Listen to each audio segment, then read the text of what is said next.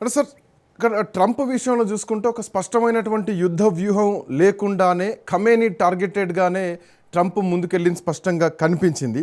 ఒక నాయకత్వం కూలిపోతుందని చెప్పేసి ట్రంప్ అనుకున్నారు, కానీ దాని తర్వాత ఇంకొక కొత్త నాయకత్వం ఆల్రెడీ మీరు ఇందాక అన్నారు 2 సంవత్సరాల ముందు నుంచే ఎప్పుడైనా ఏమైనా జరగవచ్చు అని చెప్పేసి. ఈవెన్ ఖమేనీ అయతుల్లా ఖమేనీని కూడా మనం తక్కువ అంచనా వేయలేము. ముందు నుంచి ఆయన వ్యూహాత్మకంగా ఆయన చావును కూడా ఆయన వ్యూహాత్మకంగా భావించారు కాబట్టి ఈరోజు ఇరాన్ మళ్ళీ తిరిగి నిలబడ్డది స్పష్టంగా కనిపించింది.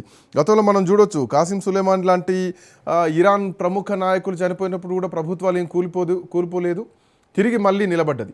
సో ఈ విషయంలో ఇరాన్ కొంత ముందు జాగ్రత్తగా ఉందని అనుకోవాలా? అలాగే చూస్తే ఇరాన్ దగ్గరటువంటి నిక్షేపాలను బేస్ చేసుకుంటే ఈ యుద్ధం ఎంతకాలం వరకు కొనసాగే ఛాన్స్ ఉండొచ్చు?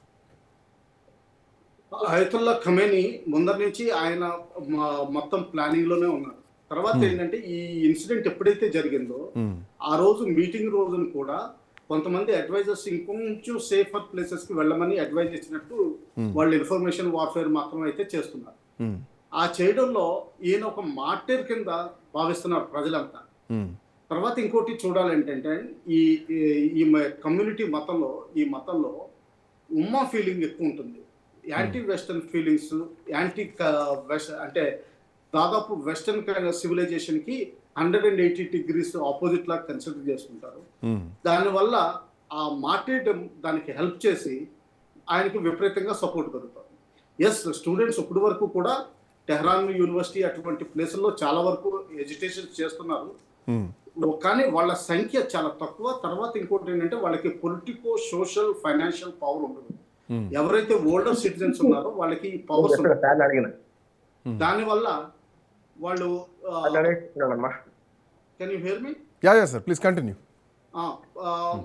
దానివల్ల ఇది కొంచెం వరకు తప్పు అంచనా వేశారు. అయితే ఇరాన్కు ఉన్న క్షమత ఏంటంటే విపరీతంగా ప్రొడక్షన్ కేపబిలిటీ ఉంది, hypersonic missiles, UAVs and rockets. So IRGC ఇంకా పటిష్టంగానే ఉంది. ఐఆర్జీసీ అన్నది Iran army, navy, air force కాకుండా సపరేట్గా క్రియేట్ చేసిన ఫోర్స్. దానికి ఎక్విప్మెంట్ బాగుంది, ఫండింగ్ బాగుంది. ఇప్పుడు ప్రస్తుతం మస్తోబా ఎవరైతే ఎన్నికయ్యారో ఆయన ఐఆర్జీసీలో 2 సార్లు పనిచేసి చాలా అనుభవం ఉన్నవారు. తర్వాత ఆయనకి ఐఆర్జీసీకి ఉన్న ఫండింగ్ కంప్లీట్ కంట్రోల్ ఉంది ముందర నుంచి. దానివల్ల ఏంటంటే ఇప్పటి వరకు ఇరాన్ ఏమాత్రం బ్రేక్ డౌన్ అనిపించినట్టు కనిపించట్లేదు. ఆ వెస్టర్న్ వ్యూహగానాలు తిరుగుబాటులో అందరూ వెస్టర్న్ థింకింగ్ వస్తారు అనుకున్నది కొంచెం వాళ్ళు అంచనా తప్పేసినట్టున్నారు. అయినా కానీ ఇది 5వ రోజే. జనరల్గా వాళ్ళు కూడా అమెరికన్ స్ట్రాటజీలో కూడా దాదాపు 10-12 రోజులు లెక్క వేసినట్టు మనం లెక్కేసుకోవాలండి. ఎందుకంటే జనరల్గా ఏ ప్రొఫెషనల్ ఆర్మీ అయినా సరే 10-12 రోజులు కనీసం హోల్డ్ ఆన్ చేయగలిగే డిఫెన్స్ కేపబిలిటీ పెట్టుకుంటుంది. దాని తర్వాత ఇంపోర్ట్స్ మీద, వేరే దేశాల సపోర్ట్ మీద, డిప్లొమసీ మీద, చర్చల మీద ఆధారపడతారు.